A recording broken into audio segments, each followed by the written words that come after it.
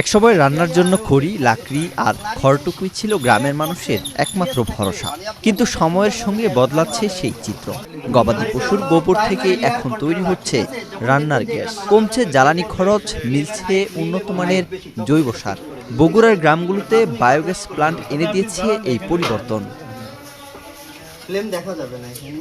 শহরের তুলনায় গ্রামে বিদ্যুৎ, এলপিজি কিংবা কেরোসিনের ব্যবহার এখনও সীমিত। প্রতি সপ্তাহে সর্বোচ্চবার বিকাশ পেমেন্টে 50 জন হবেন পেমেন্ট চ্যাম্পিয়ন। জিতে নিন টিভি সহ আকর্ষণীয় সব প্রাইজ। তাই বছরের পর বছর রান্নার প্রধান জ্বালানি ছিল কাঠ, খড়কুটো আর গাছের পাতা।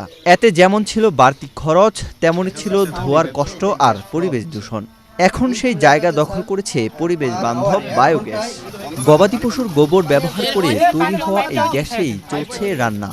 একই সঙ্গে উৎপাদিত হচ্ছে উন্নত মানের জৈব সার।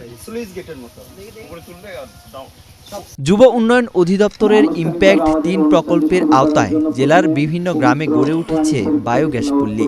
শুধু রান্নার জ্বালানি নয়, প্লান্ট থেকে পাওয়া জৈব সার জমির উর্বরতা বাড়াচ্ছে, কমাচ্ছে রাসায়নিক সারের ব্যবহারও।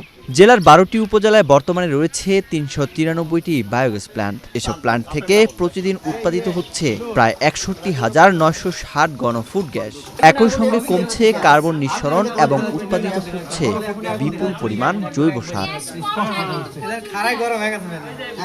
যুব উন্নয়ন অধিদপ্তরের তথ্য অনুযায়ী প্রকল্পের আওতায় প্রশিক্ষণ পেয়েছেন ২৬৪০ জন উপকারভোগী। বিতরণ করা হয়েছে ৫,২২,০০,০০০ টাকার বেশি ঋণ। সংশ্লিষ্টরা বলছেন, সঠিক রক্ষণাবেক্ষণ করলে একটি বায়োগ্যাস প্লান্ট প্রায় ৩৫ বছর পর্যন্ত ব্যবহার করা সম্ভব। বগুড়ার গাবতলী উপজেলার জামিরবাড়িয়া গ্রামে ৩৬টি পরিবার নিজেদের গবাদি পশুর গোবর ব্যবহার করে বায়োগ্যাস উৎপাদন করছে। এ গ্যাসেই প্রতিদিন রান্না হচ্ছে, পাশাপাশি প্লান্ট থেকে পাওয়া জৈব সার ব্যবহার করে কৃষকরাও পাচ্ছেন ভালো ফলন। ময়লা আবর্জনা যেখানে মেখানে পড়ে থাকলে দেখা গেছে কলার চুচা, আলুর চুচা, পটলের চুচা যেখানে মনে হয় সেখানে ডাস্টবিনের মতো ফালাইতাম। মাছি, পোকা মাছি হইতো, পোলা পানি, ডায়রিয়া, কলেরা হইতো।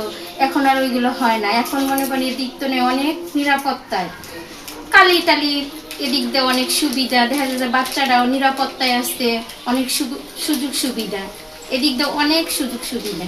আবার মনে করেন ধানের জন্য অনেক সুযোগ সুবিধা। মনে করেন ওই যে পাউশটা মানে সারটা, জৈব সারটা ধানেতে দেওয়া যায়, অনেক উপকার। মানে কি করা হয়, ঈদের ভিতরে যদি আমি ঈদের আগে চাইছি এই বায়োগ্যাসের চুলা, কিন্তু আমি পাইনি, মানে চুলা ছিল না। তারপরে আমি ইনশাল্লাহ ঈদের পরে পাওয়াতে আলহামদুলিল্লাহ। এই যে সাতা গেল, আমার বইয়ের মনে করেন ওই খড়ি আনা লাগে না, এই যে কালি হয় না, মনে করেন সব দিক দিয়ে হাতে যে ময়লা কাপড় হয় না, মনে করেন কোনো সমস্যা হয় না ইনশাল্লাহ। বায়োগ্যাস প্লান্টে নির্দিষ্ট পরিমাণ গোবর ও পানি মিশিয়ে ডাইজেস্টারে দেওয়া হয়। সেখান থেকে উৎপন্ন গ্যাস পাইপলাইনের মাধ্যমে পৌঁছে যায় রান্নাঘরে, আর অবশিষ্ট বর্জ্য পরিণত হয় উন্নত মানের জৈব সারে। এ প্রযুক্তি পরিবেশ দূষণ কমানোর পাশাপাশি গ্রামীণ অর্থনীতি ও টেকসই কৃষিতে গুরুত্বপূর্ণ ভূমিকা রাখছে। এবং আগামীতে যদি এটা ব্যাপকভাবে চাহিদা বৃদ্ধি পায়, আমরা চিন্তা করতেছি আমাদের প্ল্যানগুলোকে আগামীতে গ্যাসের সাথে ইলেকট্রিসিটির ব্যবস্থাটা করা যায়। জ্বালানি সাশ্রয়, পরিবেশ রক্ষা, কৃষিতে জৈব সারের ব্যবহার এবং গ্রামীণ মানুষের জীবনমান উন্নয়ন সব মিলিয়ে বায়োগ্যাস এখন শুধু একটি প্রযুক্তি নয়, বরং টেকসই উন্নয়নের কার্যকর হাতিয়ার হয়ে উঠেছে। সরকারি উদ্যোগ অব্যাহত থাকলে বগুড়ার মতো দেশের আরও অনেক গ্রাম হতে পারে পরিচ্ছন্ন ও স্বনির্ভর জ্বালানির মডেল। ওয়াহিদ হোসাইন জিহাদ, বাংলাদেশ প্রতিদিন।